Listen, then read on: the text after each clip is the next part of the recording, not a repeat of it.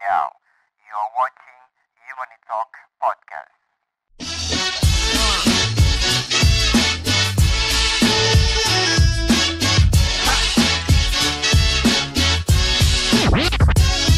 Nah, ada Ciki Fauzi di sini. Yeay. Waalaikumsalam warahmatullahi wabarakatuh. Aduh, ini Ciki tuh yang animasi ya dulu ya? Iya dulu aku sempat jadi animator. Yes, Iya. itu you make me goosebump tuh. Waduh, Lihat kan? animator mah intinya kayak buruh komputer di belakang aja Iya, sih, tapi kan gitu. tetap aja keren waktu itu. So, waktu itu gimana? Kalau nggak salah gara-gara gambar dulu ya? Iya, jadi waktu itu sebenarnya kayaknya orang tahu karena aku kerja buat Laskopa Production yang bikin Upin Ipin. Oh, kamu Itu. kerja di situ. Iya dulu. Dari Oke. tahun 2009 sampai 2012 terus aku Lumayan resign. dong.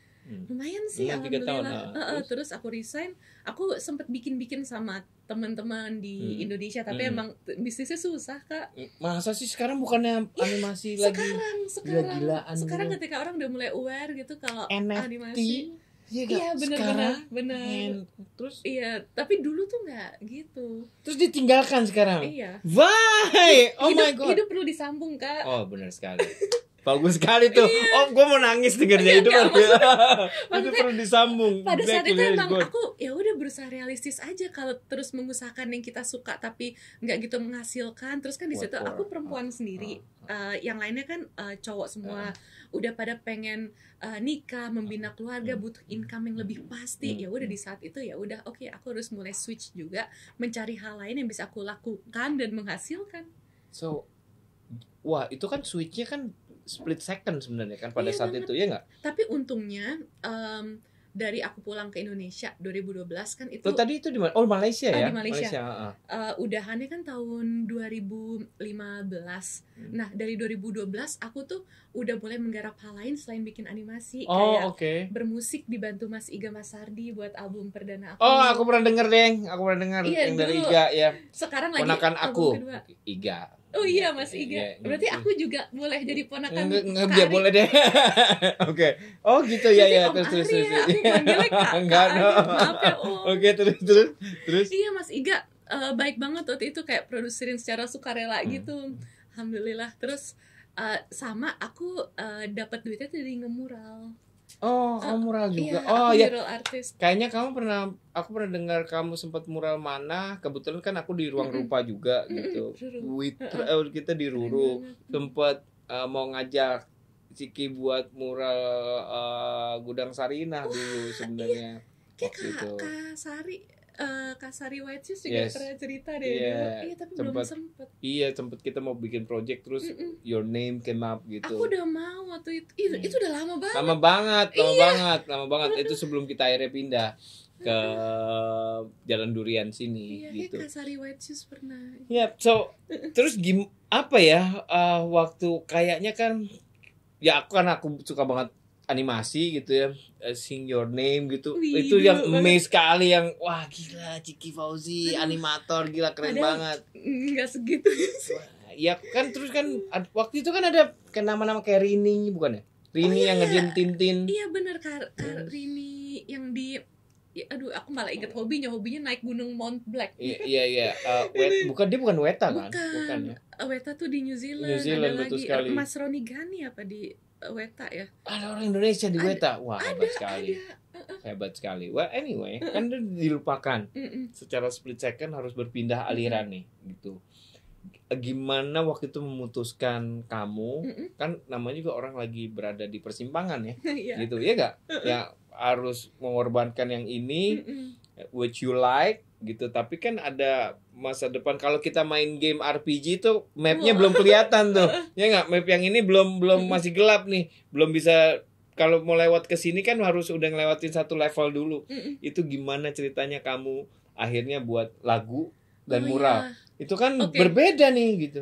Oke, sebenarnya ada benang merah kesamaannya, yaitu seni. Jadi mungkin Oke. basicnya aku seniman, Oke. suka bikin sesuatu. Dan dari dulu, dari SMA sebenarnya aku ngeband, kayak Asteriska sama Putih Citara Barasuara dulu seband sama aku di SMA 6. Oh, Icil sama kamu dulu. Dulu kita band-band cewek pecinta alam gitu. Icul sampai hari ini pecinta alam. masih Ya, ya. oke. Nah, aku pecinta alamnya sama teman-teman dompet Oke, apa. good. Nanti diceritain nih. Oh gitu. Jadi udah bikin band dari itu ya. Oke. Iya dari SMA sih. Nah pas pulang ke Indonesia masing-masing udah pada solo kan. Terus ya udah ini kenalin deh sama ini Mas Iga, Mas Ardi gini-gini. Terus ya udah kenalan. Terus Mas Iga tertarik produce. Aku juga approach, Mas aku ada lagu gini-gini. Terus latihan Udah waktu bikin itu. lagu waktu Iya itu. latihan di studionya Mbak Tika Kartika Yahya. Baik banget Mbak Tika pinjemin studionya buat latihan beberapa kali banget. Terus ya udah akhirnya jadi satu album itu. Dan itu dari pas Monso House tutup itu jadi modal aku buat yang menjadi singer songwriter independent self release gitu. Oke. Jadi emang timingnya pas udahan beranimasi ada modal nih album. Ya udah. Jadi musisi indie. Dan muralnya juga tetap jalan. Nah waktu mural semakin fokus. startnya gimana tuh? Startnya adalah ketika aku punya company sama teman-teman, orang kelihatannya wow, tapi sebenarnya kita kalau ada income tuh buat anak-anak magang, buat operasional, buat license software, buat listrik gitu. Jadi income aku tuh yang sebenarnya dari ngemural. Jadi aku jaga produksi, jaga kantor tuh Senin sampai Jumat malam sampai Senin malam aku biasanya udah nginep di tempat ngemural. Aku biasanya ngemural tuh kayak di kantor-kantor bule gitu, di Plaza Abda, Plaza Sudirman. Makanya waktu awal memulainya, brand-brand gitu. awal memulainya as a mural artist kan struggle ya biasanya ya. Kalau temen kan kayak ya get some friends yang memang kerja di mural ya, Popo ya, Azer ya siapa gitu kan, mereka kan bujangan urban ya, si Jablay. They started di di jalan gitu. Aku tuh nggak vandal orangnya. Nah, gimana makanya mulainya waktu itu? Iya, mulainya adalah waktu itu aku nge-mural namanya Headline Coffee di Kemang, punya temen kuliah aku. Oh, temen dulu berarti ya. Yang pas kuliah. Jadi pas kuliah aku juga suka ngechatin kamar teman. Oke. Cari duit tambahan selain motongin rambut teman. Ngechatin. Jadi dulu aku cari duit tambahan tuh dari ngechatin tembok kamar teman. Jadi kan aku kampusnya MMU. Nah dulu, apa maksudnya ngechatin tembok kamar temen, ngechat kayak gini? Terus aku bikin dekoratif pakai sponge atau apa yang seperti mereka mau. Jadi ada di samping dekat kampus aku, nama kampusnya Lim Kok Wing, itu banyak. Oh, kamu Singapura ya waktu itu? Aku Malaysia. Tapi kampus aku yang parsial negeri MMU. Ada kampus lain Lim Kok Wing yang anak-anaknya ya sepertinya lebih berada gitu. Jadi ada beberapa yang ngebayar aku buat ngecat temboknya yang gitu-gitu. Waktu itu pasti pertamanya gratis dong. Jadi pertamanya dari ngerjain tugas-tugas mereka. Oh, wow, berarti kamu emang benar-benar udah usaha banget dari segala macam, dari awal ya, dari dini sekali. Wow, nah terus Tapi kafe. kayak one thing leads to another. Iya sih, itu pasti leads to another and another gitu, ya kan? Kecuali mungkin waktu di zamannya animasi, mungkin muralnya agak ditinggalin sebentar mungkin ya, Mas Iya, itu. weekend doang. Weekend doang kan akhirnya. Nah terus ya udah akhirnya aku jadi usaha ini. Salah satunya jaket. This is very nice jacket. Baru mau nanya sebenarnya. Aku gambar. Jadi ini Palestine series Kak. Wow, oke, being human is given. Mungkin kurang balik sini ya, ya mungkin ya, biar kelihatan. Nah, udah benar. Nah, ya. Wow, this is nice. Ini kamu yang gambar belakangnya. Iya. Oke, itu istilahnya mural lah ya. Bisa mural, bisa ya artwork lah, dapat di baju. Ini dijahit kan berarti? Iya, benar. Oke. Gitu. Ini aku airbrush juga, pilox, jadi selalu ada personal touch. Dan jadi jualan dan alhamdulillah cukup menghidupi banget sih sekarang. Ini gimana mulainya sampai akhirnya? Aku belajar dari tukang-tukang di Tanah Abang, di Cipadu. Gak ada yang ngajarin aku, punya teman punya brand aja aku nggak punya. Maksudnya gimana ke Tanah Abang kamu nanya gitu? Yes. Nanya beneran? Nanya abang, nanya apa? Apa yang kamu tanya? Cara bikin ini gimana sih? Saya harus kesini gimana? Pokoknya karena nggak ada yang ngajarin, aku tuh kebiasa jemput bola kalau mencari terus Kak. Karena aku tuh ngerasa aku bukan tipe orang yang dengan aku diam segala keberuntungan dan hal tuh akan datang. Enggak, aku tuh tipe yang aku harus jemput bola. Bahkan ketika aku harus punya sesuatu usaha yang bisa menghasilkan, ya udah aku nggak punya teman yang punya brand apa dan lain sebagainya. Ya udah, aku beli bahan di Tanah Abang, aku tanya, Pak, gini, udah ini kalau ini bikinnya di mana sih? Terus kalau ini kalau mau ngeprint jadi dari situ aku catetin nomornya, aku approach satu-satu di Jatinegara lah, Kuningan apa, dan akhirnya nemu. Didn't they know who you were gitu? Enggak sih, ya maksudnya tanya aja, jemput bola. Dan akhirnya tapi aku nggak langsung jual laku. Ada masa-masanya ya kan harus build the brand dulu kan, segala macam. Laku satu aja seneng banget, sampai akhirnya waktu itu pas aku mikirkan SKU apa yang harus aku bikin yang kira-kira bisa bikin Cikigo brand aku ini pecah telur. Terus akhirnya aku bikin jaket-jaket denim, aku coba beli banyak, dibikin jaket. Terus bahan di berarti ini jahit lagi. sendiri dong. Iya. Maksudnya ya ada tukangnya gitu, tapi desain cut dan lain-lain ini kita yang ngelit, kita yang kasih gambar gitu. Untungnya punya skill gambar gitu, jadi bisa dipakai buat beberapa hal lah. Kita tinggal cari beberapa tutorial. Oh, ternyata di YouTube tutorial banyak banget. Oh iya, itu udah kayak kampus emang. Itu kampus kehidupan aku. Betul sekali. Tergantung kita mau cari apa. Betul sekali. Terus ya udah, sampai akhirnya dibeli beberapa orang, Katia Ariastia, terus tiba-tiba banyak. Terus waktu itu kalau jaket Palestine series yang bikin laku Mbak Najwa Shihab. Jadi dia pakai. Iya, dia beli. Aku mau ngasih. Terus Mbak Nana, aku sempat emes dan rada takut karena galak, tapi galak nak, lo galak nak. Baik karena aku mau ngasih, aku temennya Mbak Ella, jadi aku kenal baiknya sama kakaknya Mbak Nana, Mbak Ella. Terus aku ngirim, terus dipakai, dan itu tuh langsung kayak 70 pieces kali. Iya, langsung habis. Terus dan jadi orang yang nggak follow aku juga jadi follow Cikigo, terus jadi ngeliat produk-produk yang lain. Jadi ya intinya itu di masa pandemi dong berarti. Iya. Wow. Waktu itu Mbak Nana pakai di salah satu episode di foto belakang. Dan waktu itu Palestina juga lagi ini kan yang Sheikh Jarrah. Jadi jadi emang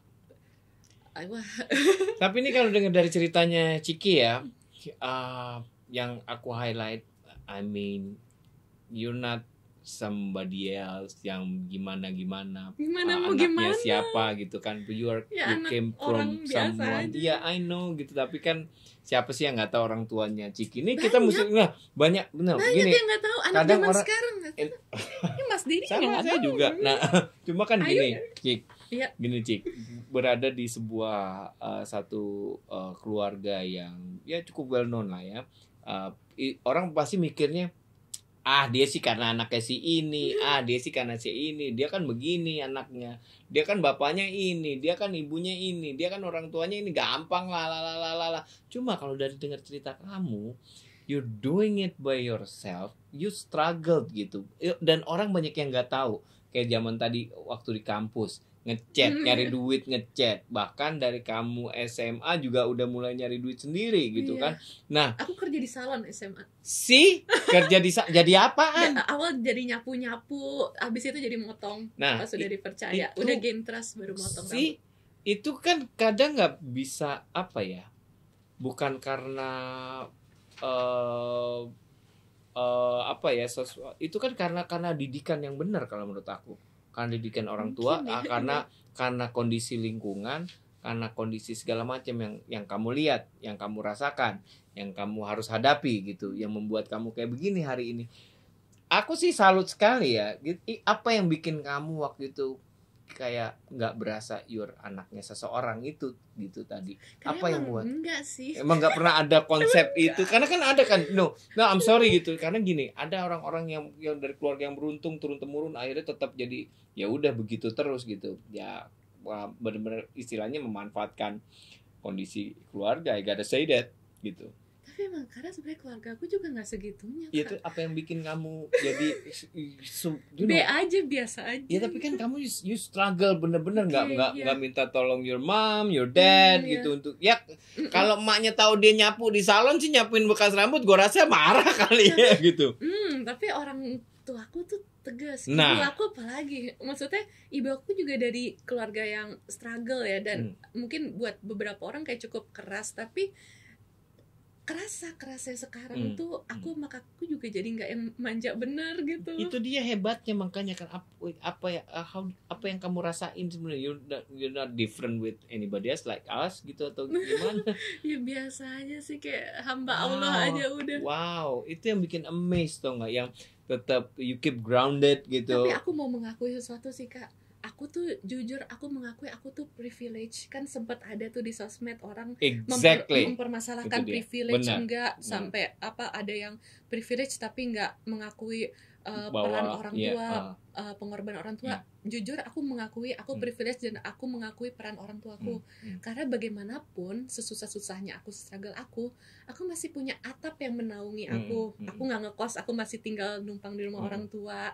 Aku masih ada makanan di rumah. Jadi masih ada keluarga hangat menyambut. Jadi aku selama masih ada privilege itu, aku harus bisa mengoptimalkan untuk berbuat sesuatu lagi. Privilege-nya yang lain ya, tetap privilege-nya sangat human sekali. Maksudnya privilege itu mah standar gitu. Maksudnya kamu nggak mempergunakan nama bapakmu untuk apa? Halo, saya anaknya si ini gitu kan, nggak pernah pasti kan? Tapi sebenarnya aku pas tadi nyapa Katora, biar Katora inget aku bilang sih. Soalnya Katora kayak mikir kamu. Enggak, kalau dia anaknya gitu. Aku jelasinnya daripada nebak-nebak mulu kan Katora, aku iya anaknya ini Kak gitu. Itu dia karena dia emang harddisknya udah tua kan, kalau Toro Sudiro ya. Karena harddisk lama, jadi banyak baretnya. Jadi kalau lihat orang tuh manggilnya lama gitu, ngek bolak-balik gitu. Jadi itu nggak heran ya. Aku langsung kenalin begitu kamu keluar tadi. Aku amazed sekali sama apa yang kamu lakukan perjalanan dan you're yang amazing. Enggak gitu. You're awesome. Nah, aku juga dengar kalau kamu kan lumayan sering nih kerjasama ternyata sama Dompet Duafa, ya, which I really wanna do it too gitu, beberapa kali diajak gitu. Nah, kamu pertama kali diajak kemana sama Dompet Duafa, dan apa yang bikin kamu amazed sama? Aku lupa. Nah, kan saking banyaknya ya, saking inget nggak? Apa Mas? Nggak inget juga yang di sini karena udah saking. Tapi dari kapan? Pas gempa Pidi. Wow. Dokter Ilham itu soalnya berkesan banget. Jadi ada di LKC-nya Dompet Duafa ya, lembaga kesehatan cuma-cuma ya. Di Aceh waktu itu abis gempa. Terus aku ketemu dokter Ilham yang dari pembicaraannya tuh menggerakkan banget, kayak dokter Ilham kenapa melakukan ini dan lain sebagainya. Terus dokter Ilham bilang gini Ciki, kamu tahu tentang konsep kebahagiaan mutmainah nggak? Ini aku masih ingat karena ini nempel banget ya. Hah, apa itu? Aku kayak pernah dengar deh, mutmainah fi qulubihim gitu ya dok. Jadi konsep kebahagiaan mutmainah itu adalah tingkat kebahagiaan yang paling tinggi yang bisa kita peroleh kalau kita memberikan sesuatu ke orang dan orang itu kayak tersenyum syukur dengan sangat tulus. Jadi itu kebahagiaan yang nggak bisa diperoleh dari kita belanja atau spending uang dan lain sebagainya. Jadi saya tuh bekerja untuk bisa mendapatkan kebahagiaan dan ketenangan mutmainah itu. Dan itu jujur menggerakkan banget sih. Dari situ aku sampai kayak pulang termenung-menung. Terus kebetulan juga lagi aktif di beberapa kegiatan gerakan-gerakan pendidikan dan lain sebagainya yang ke daerah-daerah. Dan jadi mulai nyernak banget tuh konsep kebahagiaan mutmainah yang mulai bikin lagi gitu. Dan sebenarnya selain dari kitanya itu ngasih kebahagiaan mutmainah, itu juga kayak tabungan kebaikan sih Kak. Aku sempat ngerasa kok aku tuh beruntung banget ya, kayak misalnya aku nggak ada background depan layar sama sekali, bahkan kuliah aku tuh belakang layar banget. Aku bukan orang yang sangat aiming depan layar. Kuliah juga animasi kan, tujuannya pengen di belakang layar, tapi kayak Allah tuh ngasih aku kesempatan tiba-tiba nge-host acara traveling yang aku bener-bener dibawa ke segala penjuru dunia gitu ya. Yang awalnya tuh dari TV nasional ini ngelihat aku, ketemu aku di NTT pas lagi bikin pelatihan guru sama teman-teman dari gerakan pendidikan. Jadi aku lagi bikin metode belajar kreatif gitu, auditori, kinestetik, visual gitu. Nah itu kan kayak Allah tuh baik banget. Terus aku mikir, ini doa orang yang mana ya yang Allah kabulin? Karena kayak itu nggak mungkin serta merta terjadi kalau kita nggak banyak-banyak bikin tabungan kebaikan secara random yang kita nggak tahu doa orang mana yang lagi orang kabulin buat kita. Aku mikirnya gitu. Aku mau nangis loh denger ya. Jangan. Kak Ari kan laki. No, enggak gitu. Tapi amazed benar, knowing you, apa ini sedikit, ini mungkin aku baru tahu sedikit gitu ya. Cuma ini very inspiring menurut aku gitu. Sebenarnya enggak sih Kak, di Dompet Duafa tuh banyak anak muda Orang kalau yang inspiring emang gitu. Kalau dia ngaku inspiring berarti dia nggak inspiring. Gitu. Tapi bener kayak aku kemarin tuh ya 2 tahun yang lalu ya liputan ke Stockholm aja ketemu sama Monica Momon yang bikin LKC di Papua. Itu yang bantuin kita liputan di Uppsala gitu. Jadi kayak apa ya, kita bergerak dengan teman-teman yang bergerak di kemanusiaan, dan mereka bisa expand ke bidang lain, hal lain. Bahkan di penjuru dunia pun kita bisa nemu aja gitu, dan mereka jadi membantu kita. Maksudnya kayak tabungan kebaikan tuh bentuknya tuh beragam banget. Benar ya. Kadang juga yang namanya tabungan kebaikan kan yang bukan nabung duit lo ngasih duit enggak juga ya, karena begitu bilang tabungan duit bukan kayak juga bisa gitu. Networking atau yang ketika kita butuh bantuan tiba-tiba ada yang sangat tulus membantu kita dan lain sebagainya. How you do it? Gimana kamu bisa melakukannya dengan segala macam kegiatan yang penuh tadi ya? Scheduling lah Kak. Ya I know scheduling, tapi kan itu kamu kan bisa. mengorbankan waktu kamu, mengorbankan waktu nongkrong, waktu hangout sama teman-teman, having fun itu gitu. Itu bisa. gitu. Aku sebenarnya skala priority. Apa kuadran 4 ya, kayak penting urgent atau penting gak urgent apa. Jadi ada hal yang bisa kita delegasikan gitu. Kayak misalnya buat urusan Cikigo aku mulai nge-hire Mimin dan lain sebagainya. Yang gitu-gitulah. Gila nih, bisa Kak. gokil nih. Aku banyak belajar nih ngobrol nih. Baru banyak dikit nih. Ada apa ya urgency, kuadran urgency gitu.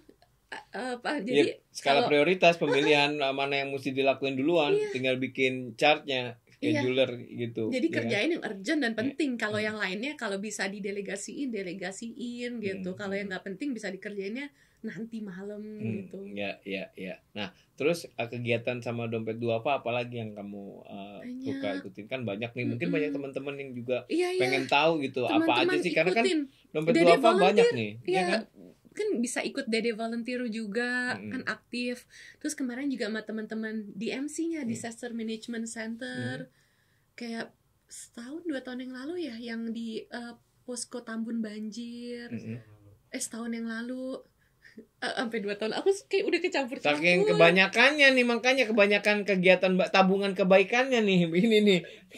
Ya kan? Sebenarnya enggak sih, kalau baik mah lebih baik orang-orang Dede yang kerja serius di sini gitu. Kalau aku tuh mungkin masih kayak wisata ya, karena ceplok juga justru. Pas bisa ikut, pas nggak bisa aduh mohon maaf nih belum bisa gitu. Tapi kalau orang-orang yang kerja buat kemanusiaan itu, wah aku angkat tangan sih. Aku salut banget sih orang-orang kayak gitu. Jelas pastinya ya. Aku juga salut sama teman-teman Dompet Duafa sini yang Mas Daging, kita nggak jadi syuting tadi karena kayak kita tiba-tiba harus ke sini, ada ini. Wah iya nggak apa-apa, santai, relax ya, ayo, it's okay gitu. Kita atur lagi, santai lah pokoknya gitu.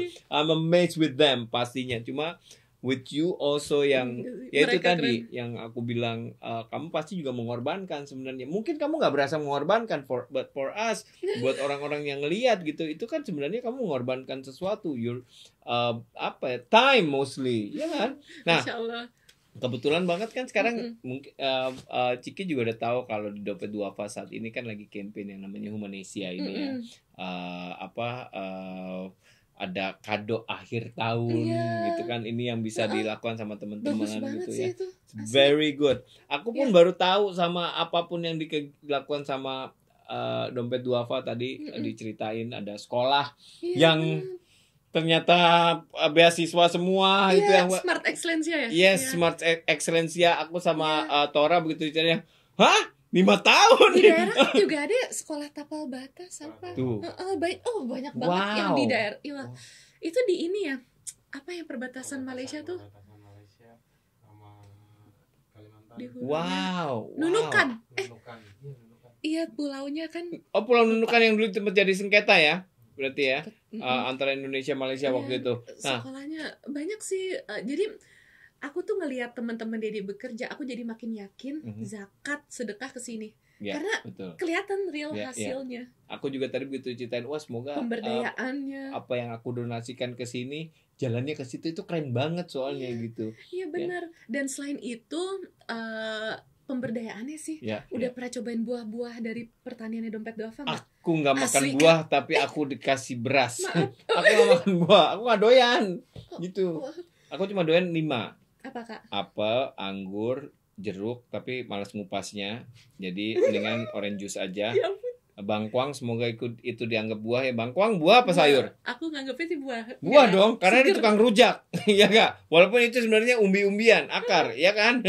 Terus satu lagi apa ya? Aku lupa. Mungkin strawberry I can eat. Wah, Ya, iya. udah. Jadi cuma itu doang. Tapi seger-seger Kak, itu ada sayurnya juga, terus iya berasnya juga. Jadi aku ngeliat Dompet Duafa tuh juga membangun apa ya, perekonomian Iya, perekonomian inklusif tuh. Iya. Kayak apa ya, jika kita ingin memperbaiki sesuatu, jangan serta-merta kasih sebagai donasi aja, yes. tapi juga harus memberdayakan. Dan aku ngeliat yang mampu melakukan seperti itu salah satunya Dompet Duafa. Nah, pengalaman kamu so far yang udah ngikut kegiatan banyak sama Dompet Duafa ya, kamu kan udah pernah ke yang Parung itu, apa? Pernah. Terus juga kamu pasti udah pernah ke sekolah Smart. Oh, Smart Excellence ya pernah di zona Itu dia. Madinah. Nah, itu dia. Terus yang lain-lain mana yang menurut pasti semuanya berkesan. Banyak sih, bentar. Tapi dari semuanya yang Kemana aja sih kita asli? sih saking banyaknya ya, gila banget ya. Yang ini juga yang kopi ya, itu enak Nah. banget sih kopinya.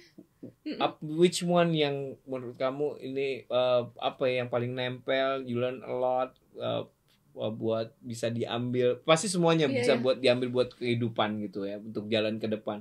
Ini aja aku banyak, ini dengerin kamu cerita aja ini kayak aku merasa mikir. kecil sekali yang Enggak. oh my god, she's amazing gitu. Enggak Kak. Gitu. Wah, Mana? orang-orang Dede lebih ini. Mana yang pernah kamu Aku tuh yang nempel banget gitu. oke, waktu itu aku pernah ikut berbagi daging kurban kan sama Dede. Beberapa kali ada yang itu tuh kayak masuk-masuk banget sih Kak. Ada yang di Balon.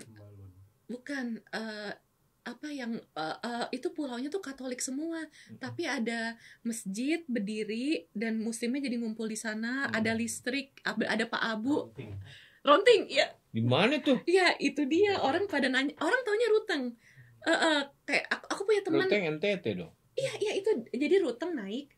Kebetulan aku punya teman Mesti Aryo Tejo juga pernah jadi dokter penempatan di Ruteng. Mesti cerita, oh itu lewat Ruteng, oh iya. Nah, ronting tuh turun lagi. Jadi kayak 6 jam dari Labuan Bajo tapi naik turun tapi Berarti pantai ngelewatin rutengnya apa lagi. enggak? Iya, lewatin bisa, nggak lewatin juga Oke, bisa oke. lebih jauh. Nah, orang taunya tuh yang Ruteng itu Iya, lebih terkenal. Karena kan itu kota 1000 gereja disebutnya. Iya, Ya kan? dan kalau Natal bagus banget ya, cukup namanya lampu. cantik, tinggi, dingin juga dingin, sih, ah, airnya ah. enak.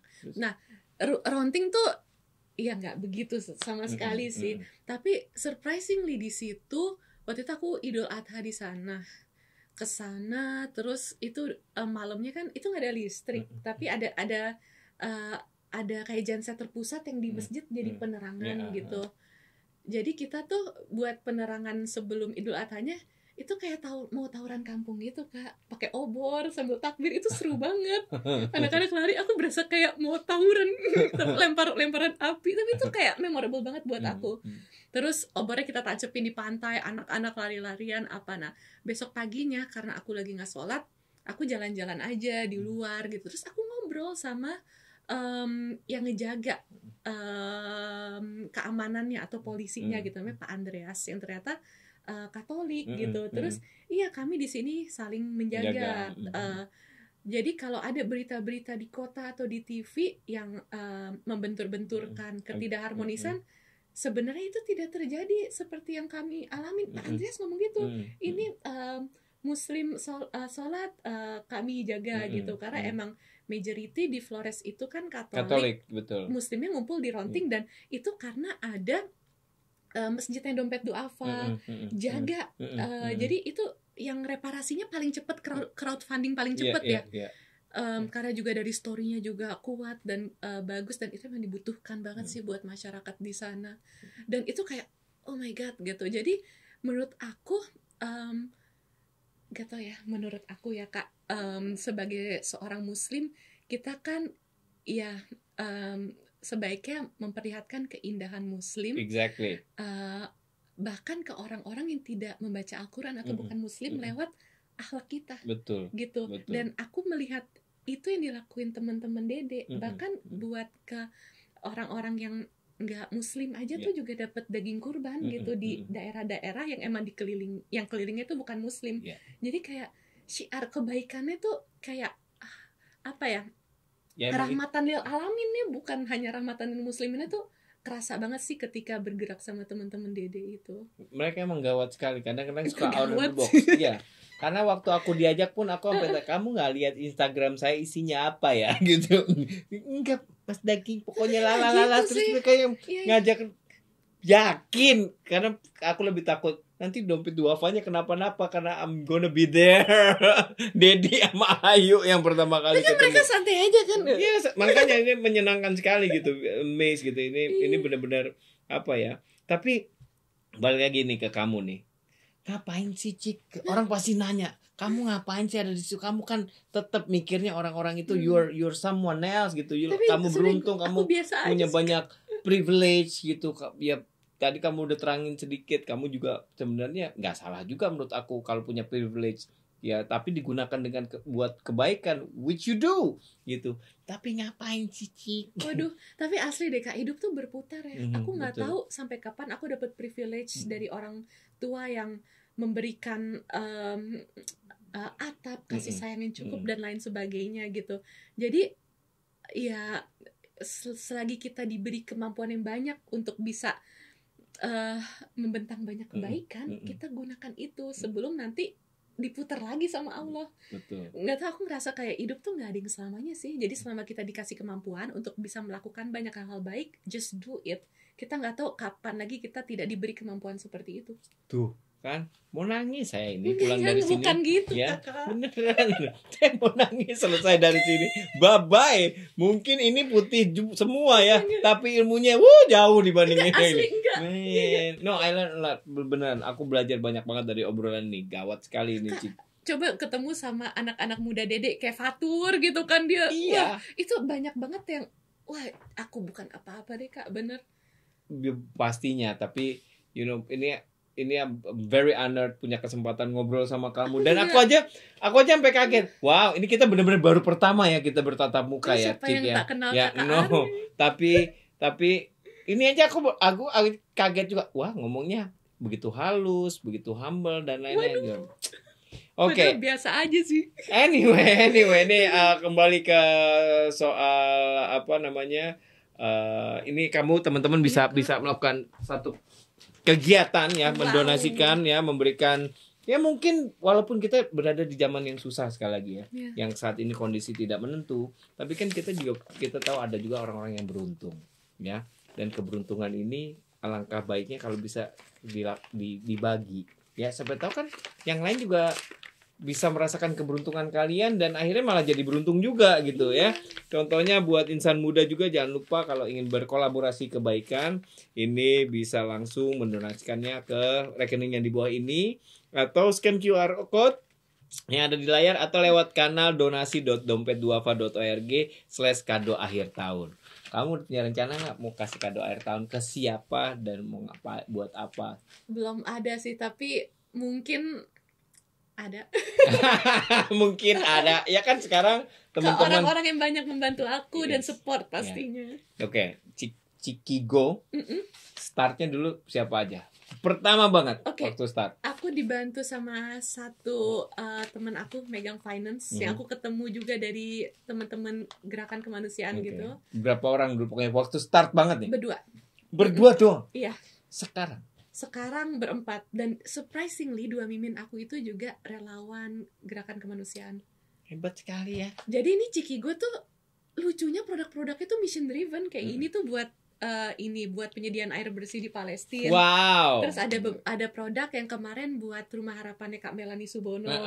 Terus ada beberapa produk-produk lainnya kayak buat difabel Blora yang aku ketemu pas liputan gitu. Jadi kayak lucu banget karena semua tim Cikigo tuh backgroundnya teman-teman penggerak kemanusiaan. Jadi kita jadi kayak brand tapi mission driven, aneh deh pokoknya. Kayaknya kalau tabungan kebaikan itu ada bukunya, dia udah ngeprint berapa buku? Aduh, nggak juga sih Kak. Aku iya juga loh. banyak aib ini. Allah nggak buka aja. Ya, emang itu harus di ini, tapi kan bukan berarti terus, kebaikan itu harus dicontoh.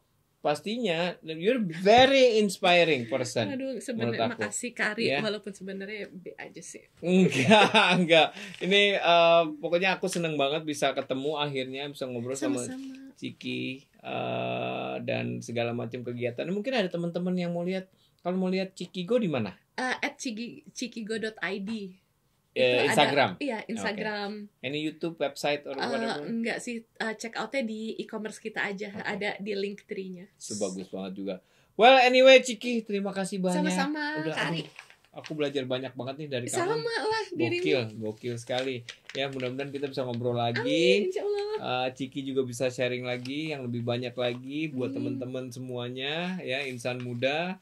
Dan sekali lagi buat insan muda yang ingin berkolaborasi kebaikan, punya tabungan kebaikan kayak beliau ini, kayak Ciki ya, gitu, silakan langsung saja bisa ke rekening yang di bawah ini ya kalau mau donasi, atau tinggal scan QR code yang ada di layar teman-teman semua, atau lewat kanal donasi.dompet2ava.org/kado akhir tahun. Sari Daging dan Saya buat Ciki. terima kasih banyak Ciki sekali lagi. Sama-sama Kari. Sampai ketemu lagi di Human Talk Podcast, tentunya dengan orang yang memberi kita inspirasi. Wassalamualaikum warahmatullahi wabarakatuh. Bye.